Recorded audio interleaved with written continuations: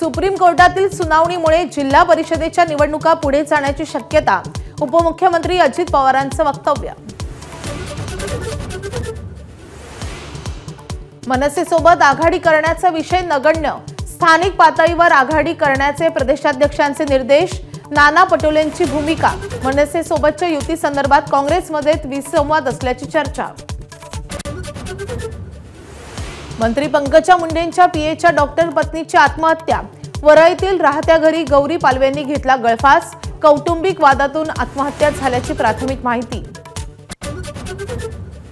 मनसे नेते अमित ठाकरे नवी मुंबईसाठी रवाना, छत्रपती शिवाजी महाराजांच्या पुतळ्याचं विनापरवानगी लोकार्पण केल्यानं अमित ठाकरेंवर गुन्हा दाखल झाल्यानं आज पोलीस ठाण्यात हजर राहणार।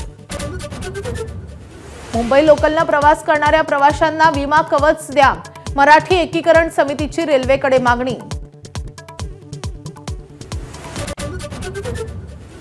भारतीय महिला क्रिकेट संघाची स्टार खेळाडू, उपकर्णधार स्मृती मानधना आणि सिने संगीतकार आणि निर्माता पलाश मुच्छल आज अडकणार लग्नबंधनात। लग्न सोहळ्यासाठी महिला टीम इंडिया सांगलीमध्ये दाखल। गुवाहाटी कसोटीमध्ये दक्षिण आफ्रिकेची टिच्चून फलंदाजी, आफ्रिकेची धावसंख्या 330च्या पुढे।